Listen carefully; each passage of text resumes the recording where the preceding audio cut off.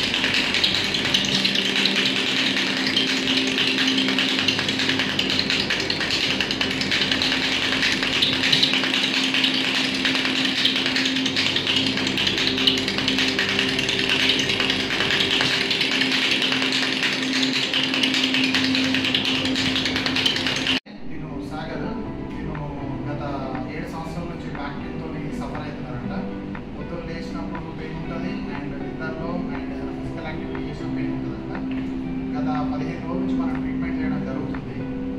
తనకి ఇప్పుడు ఎలా అనిపిస్తుంది, ఏంటి తన ఫీడ్బ్యాక్ ఒకసారి మనం తన మాటల్లో విన్నాం. ప్లీజ్ సార్ చెప్పండి.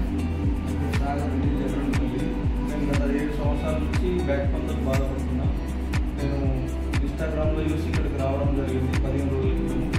15 రోజుల నుంచి నాకు ట్రీట్మెంట్ చేసేది ఇక్కడ న్యూమాటిక్ షాక్, ట్రాన్సాక్షన్, అల్ట్రాసౌండ్, వివిధ కైరోపాటిక్ ఇతర రకాల ఎక్సర్సైజ్లు చేయడం జరిగింది.